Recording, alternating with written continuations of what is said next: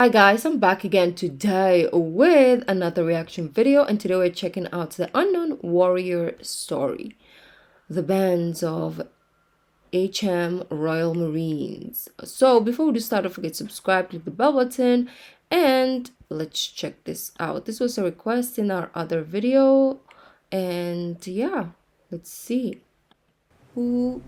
By the end of the Great War, the human cost meant that nearly every family from around the British Empire had suffered losses. Many of the fallen remained unidentified, resting in war graves far from home. One man's determination to honor these brave men led to the story of the Unknown Warrior.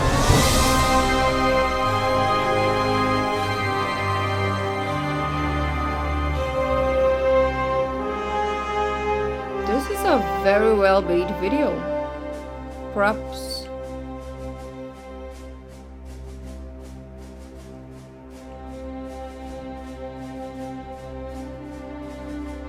In 1916, Reverend David Railton, while serving as an army chaplain on the Western Front, had seen a small wooden cross marking a grave with the words, "An unknown British soldier." He later wrote, "How that grave caused me to think. I thought and thought, what can I do to ease the pain of father, mother, brother, sister, sweetheart, wife and friend? Quietly and gradually there came out of the mist of thought this answer, clear and strong. Let this body, this symbol of him, be carried over the sea to his native land." After writing to the Dean of Westminster, Herbert Ryle, in 1920, he proposed that a British soldier known only to God be laid to rest in Westminster Abbey amongst the kings. This was to represent the many thousands that never returned. The proposal was met with enthusiasm, and so began the journey of bringing this unknown warrior back where he belonged. Back home.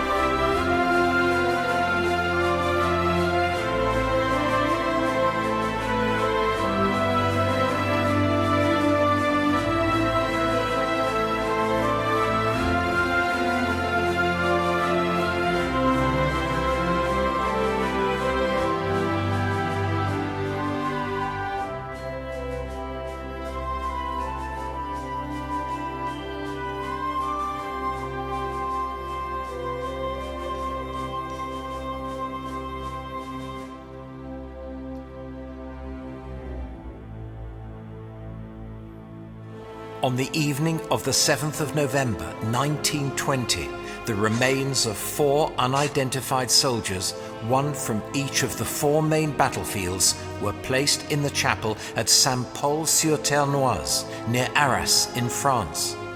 Brigadier Wyatt and Lieutenant Colonel Gell of the Directorate of Graves Registration and Inquiries entered the chapel alone. The 4 coffins were draped in Union flags and indistinguishable from each other. With eyes closed, Brigadier Wyatt rested his hand on one of the coffins. The selection of the unknown warrior was made.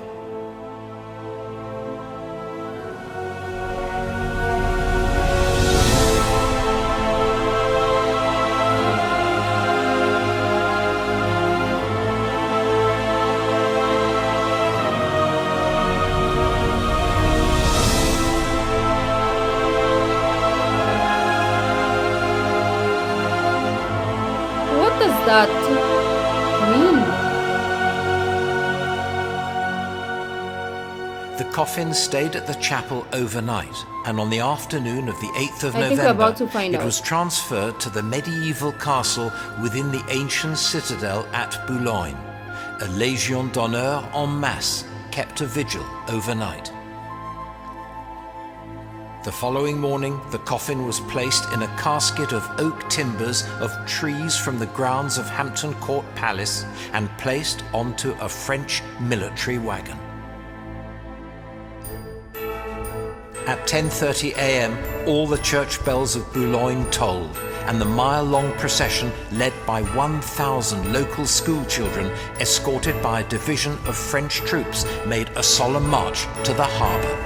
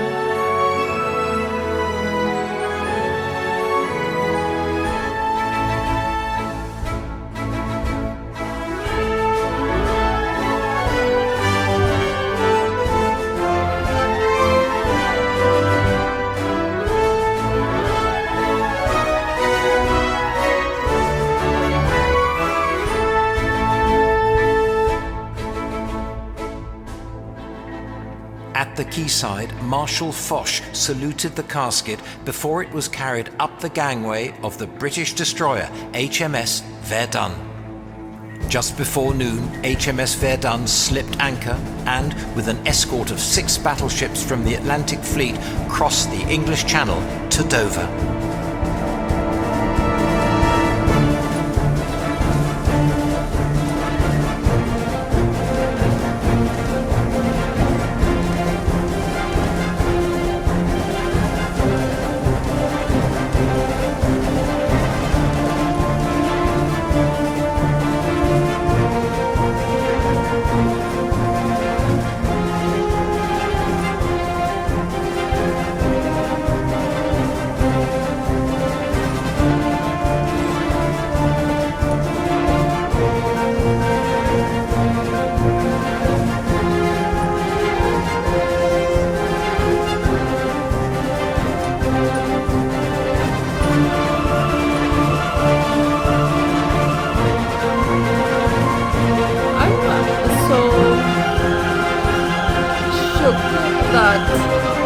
They found, like, they still have the footage from them.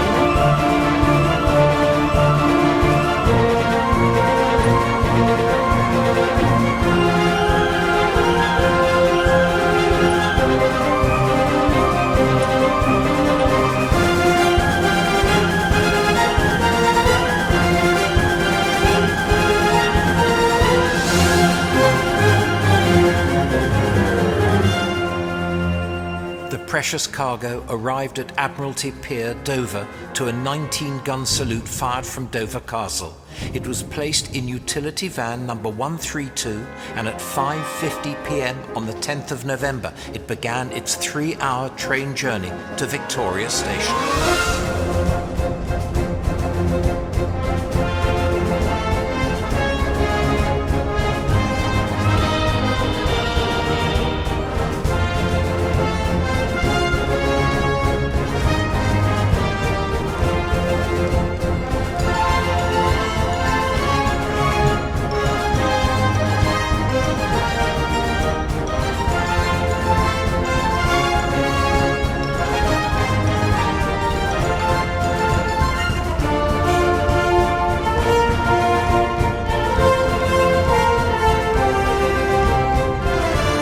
These are really great shots, to be honest.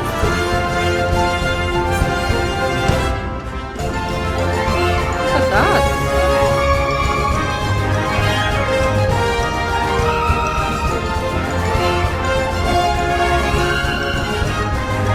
I'm also enjoying the band in the background.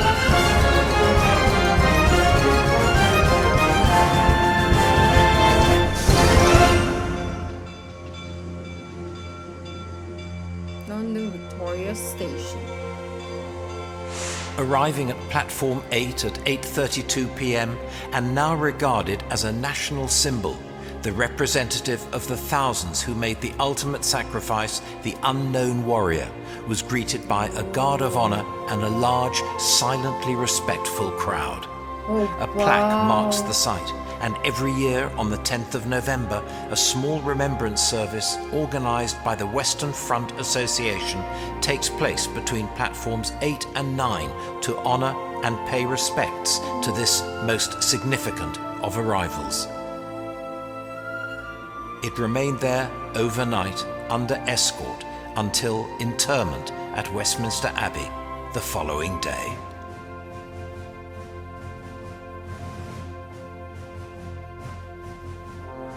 On the morning of the 11th of November, the coffin was placed on a gun carriage drawn by 6 black horses from the Royal Horse Artillery. Huge crowds had gathered as the carriage travelled between lines of troops, their heads bowed and rifles reversed, for the short journey from Victoria Station to Westminster Abbey.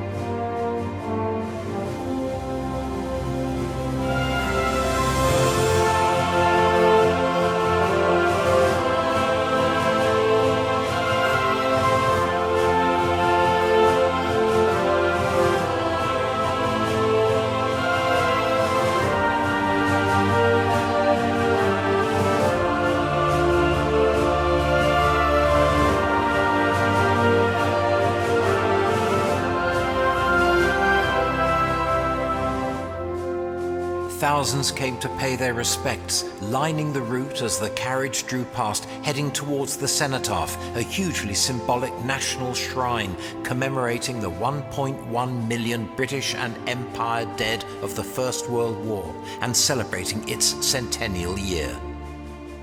Representing an empty tomb, it immediately caught the public imagination, becoming a powerful focus for the grief of a nation and to honor the fallen, the glorious dead. Over 1 million people visited in the first week, and as Big Ben chimed 11 o'clock, a 2-minute silence fell throughout the capital, throughout the land, across the empire and on the seas, before the cenotaph was unveiled after the haunting notes of the last post rang out.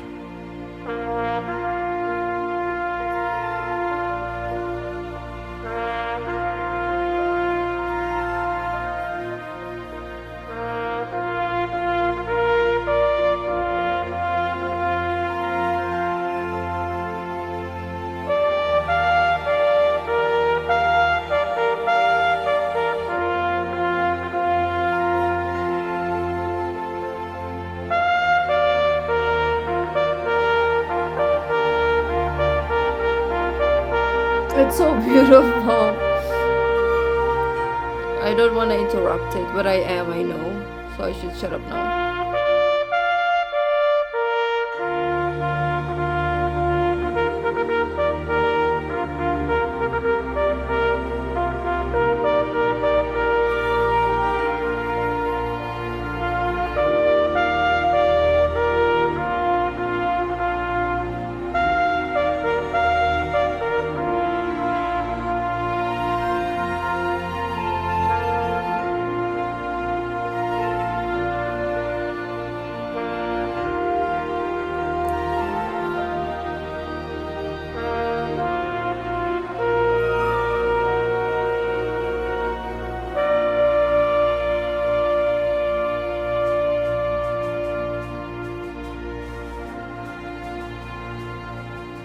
After the unveiling, the king placed his wreath of red roses and bay leaves on the coffin. His card read, "In proud memory of those warriors who died unknown in the Great War, unknown and yet well known, as dying, and behold, they live."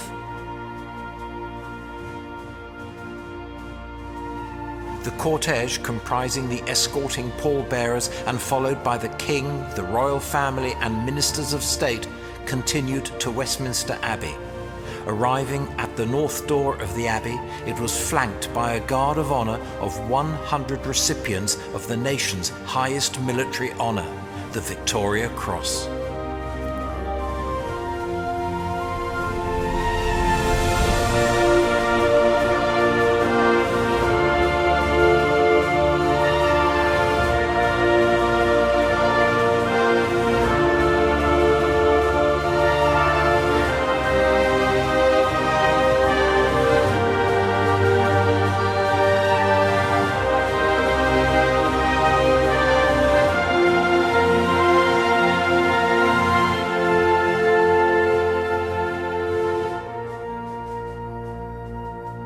congregation settled and the choir sang.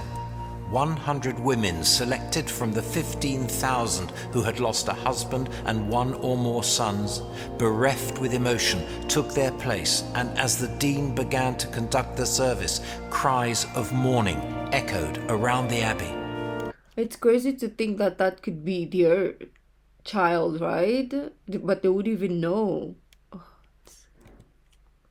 The sacrifice, wow. We'll talk after. Conduct the service, cries of mourning echoed around the abbey. The procession made its way to the grave, carefully removing the wreath, sidearms and helmet and the Union flag, and lowered the coffin into the grave. After the Lord's Prayer, the hymn "Abide with Me" was sung with spirit and heartfelt emotion as the burial service came to a close. Servicemen from the armed forces stood guard as tens of thousands of mourners on a scale never seen before filed silently past the unknown warrior to pay their respects.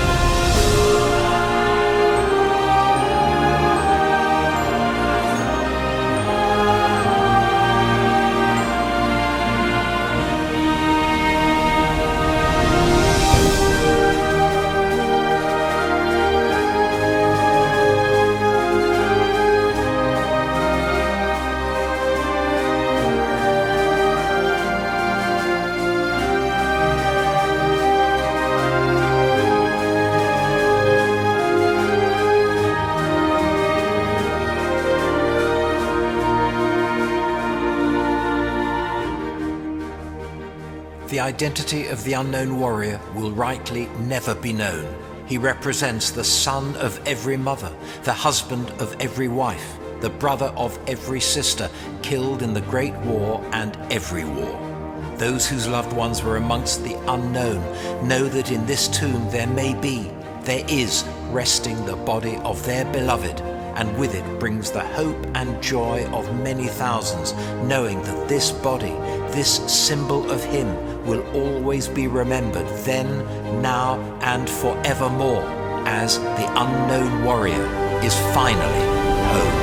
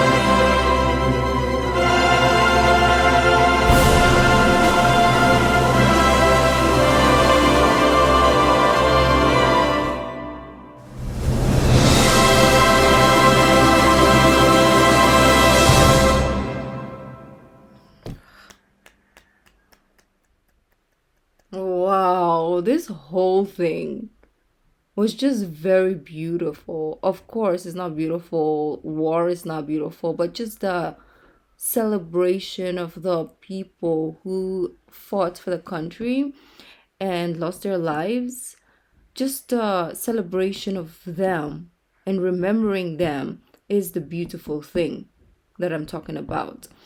Because I don't think a lot of places you'd find this, right? How it's done is just it's just so beautiful. And that music, the band, they just play this very magical fairy tale like music, and it just adds to the emotion of the storytelling of the video. It's just so freaking beautiful. Every time we react to videos, Britain just keeps surprising me more and more about so many things that I didn't know is happening over there. I would have never thought happened over there. I feel like there's so much more to it than we are being shown or told, or maybe we as people over here or on other sides of the world, we don't care to like search about other cultures as well. So yes, we might know a bit, like there is a king, there's a queen, there is like princess and prince, but that's about it, right? Like, what do you know about England? What do you know about Britain? What do you know about, the UK? People are just going to straight up say, oh, the queen, okay, or something like that. But there's so much more to it than just that. And I feel like there's so much more for us to learn, right? Yes, we're gonna make mistakes here and there, but the most important thing is we are in a process of learning. Nobody's perfect, nobody knows everything. So the fact that these videos are teaching moments, I really do appreciate. And also, you guys have been great at helping me out in that process of educating or one's self, right? So thank you guys for joining. If you like this video, don't forget to give this video a thumbs up, subscribe, and I will see you guys in the next video. Please request I can't even speak English. Request what I should react to next. Bye.